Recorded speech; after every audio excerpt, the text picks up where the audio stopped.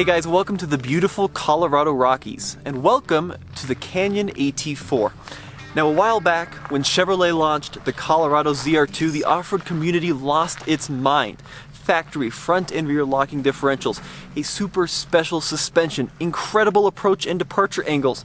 So when GMC launched the Canyon AT4, the sister to the Colorado, I think a lot of people were pretty disappointed because it was largely an appearance package. Well, what I have behind me is the response to that problem, or at least it should be. This is the GMC Canyon AT4 with the AT4 Performance Off-Road Edition package. This is a $3,195 package, which is supposed to elevate the Canyon AT4 into something more special, something more off-road worthy, something more rock worthy. In this one-take video, we're gonna find out, did it work?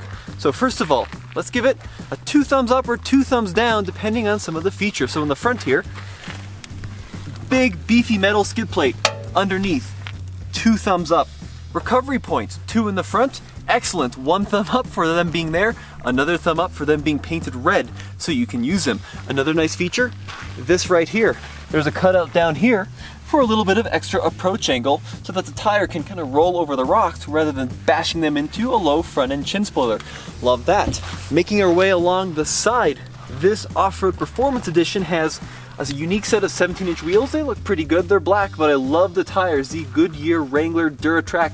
These ones are even snow rated. 265, 65 R17 tires, some of the best in the business. Another cool thing, this truck actually has a leveling kit, so it's a little bit higher than the standard AT4. Once again, a great aspect. Underneath we have a transfer case skid plate, a big win. And what's this I see? Are these rock sliders? Well, not quite. So I'm gonna give them a big thumb up for the fact that they included rocker protection, but if you climb underneath, they're actually mounted to the body, which is not the best place to mount rocker protection because if you jam a rock into there, you can actually bend them up and end up hitting the body anyway. So 1 thumb up, 1 thumb kind of like that. We've got a skid plate in the front, a skid plate in the middle, but no skid plate over the gas tank. It's just exposed. I'm gonna give that 2 thumbs down. That seems like a real big bummer. In the back here, solid rear axle should provide pretty decent articulation.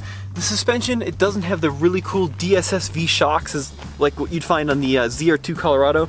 That's kind of a disappointment. The bumper is pretty big. It definitely does take away from some of the departure angle. I like the step, that's good, but it's also painted, so you wouldn't want to scratch that. I'm gonna give it 2 thumbs sideways. And then underneath the spare tire, not a matching spare. You don't get 5 of those great dirt tracks, you only get 4 in one all season. That's gonna be 2 thumbs down. Weirdly, the off-road performance package also includes a bed liner. Not gonna complain about that. And lastly, in the rear here, this is a weird thing, we have a hitch, but no receiver. In fact, there's even a sticker here that shows you the tongue weight, but there's no receiver to actually mount a trailer or anything to. We also have the trailer tie downs, or I should say the points for the recovery chains. So that could potentially be used as a recovery point, but not as ideal as the front. I'm gonna give it 2 thumbs like this. I would much prefer just the standard hitch included with the AT4. The GMC Canyon has a few different engine options. The 2 primary options are the V6 gas engine and the little baby Duramax, a 2.8 liter 4-cylinder. This one has the standard V6, so 3.6 liter V6, pretty decent power numbers. And what about the off-road tech? Let's take a look. So, being an AT4, we have 2 high, 4 high, and a 4 low mode, which I love. That's a great thing. But even better than that is a 4-wheel drive auto. Excellent in places like Colorado where we have a lot of snow on the ground. Stick it in auto for the whole winter. Then you don't have to worry about going from 2 high to 4 high. That's a great feature. So the AT4 does not have any kind of like off-road crawl control like Toyota or Jeep or even Ford. It does have a locking rear differential, but it's an auto locker called the G80, so you can't engage or disengage it. But let's see how that works out on the trail. I'm always so on the fence when I step into the interior on the Canyon Colorado Twins because my initial reaction is it's kind of a sea of dark black and gray plastics. But on the other hand, everything is really easy to use. The buttons are well laid out. Nothing requires a PhD in electrical engineering to operate, so good and bad aspects. I'm not on the fence about this key though. I love having a traditional switchblade style key. Hate having a separate fob. This is my life off-road. You'll hear it here in a sec. I do apologize. So let's see how the Canyon AT4 is off-road. Start her up. 3.6 liter V6. really quiet. I do like the black exhaust pipe on this one. That's part of that package as well, that $3,200 off-road group. On one hand, I like the affordability of the V6. I also think it's very good on road and very good off-road too, super smooth. But on the other hand, I'm not much of a fan of the fuel economy compared to the little baby diesel. So I'm not sure which I'd go for. So first impressions, I haven't driven this yet off-road. Decent visibility. Yeah, pretty good. I like the seating position a lot more than the Tacoma. Seats are much more comfortable than the Gladiator, I'll tell you that right off the bat. Yeah, pretty good visibility. I'm not having a hard time seeing any of the corners. Alright, starting to slide around a little bit. Time to go into four-wheel drive. Let's just go right into 4-low, because I'll need it here in a second. That'll offer me more control, and that's really the benefit of 4-low. Not so much the added wheel torque, but the additional control. So I do have a hill descent control, but I don't think it works going uphill. I think it's a descent thing. But we'll play around with it. 8-speed automatic transmission, nice and smooth. These tires are really what makes this acceptable and good off-road. They just have a ton of grip. The Duratrack is such a good tire. It's expensive too. If you want to spec this aftermarket, you know, if you buy a truck and then upgrade to Duratracks, you're going to pay a lot of money for it. So approaching the first ledge here. Let's see how the approach angle is. Feeling pretty confident, although even though the sides are pretty good at approach, there are still a decent amount of low-hanging fruit in the front, but we've got that massive skid plate. Very good result, actually. So, pretty good articulation out back. Feeling pretty confident with the solid rear axle. That's going to keep all four tires on the ground. Decent articulation in the front. I'm most surprised so far about the ride. You know, it doesn't have the crazy DSSVs that you'd get in the ZR2 Colorado, but really pretty good. I don't even think these are Rancho branded. I just think they're you know, colored standard shocks. It does have hill assist, which is good. So when I'm on a steep angle like I am now, I can take my foot off the brake and I'm not going to roll back. Low range, first gear over the Razor Rocks. This is a really steeply articulated section of this trail.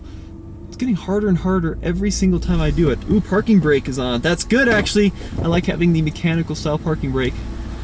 Now the G80 locker is going to come into action here. This is a true locker, but it requires no input from the driver. So what happens is a wheel off the ground starts to spin and then it locks up. In theory, it doesn't feel very lockety though.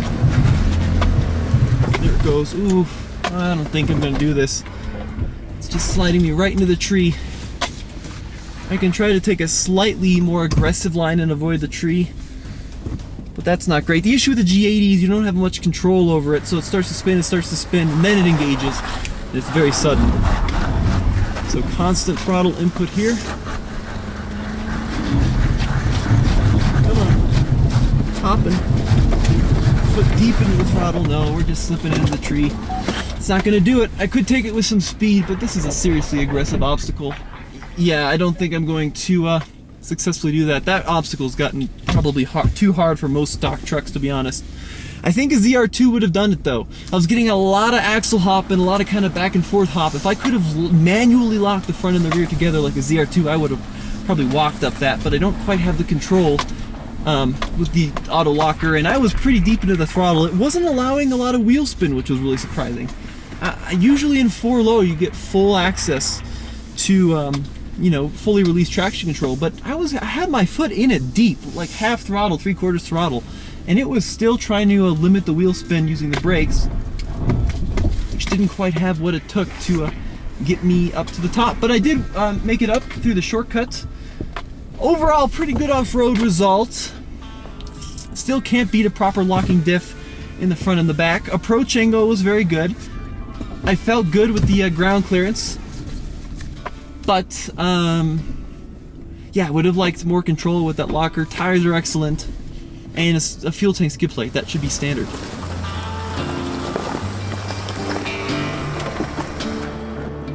Alright. So the AT4 Off-Road Performance Edition package. It's a mouthful.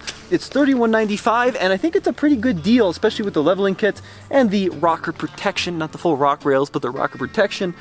Yeah, I mean, it's still no full-on ZR2 Colorado, and I would love to see GMC do a top dog version of the Canyon. but I think it's pretty good value all in. This truck is $45,000, leather seats, navigation, heated seats, and it looks good. I think it's the best looking midsize truck in its class.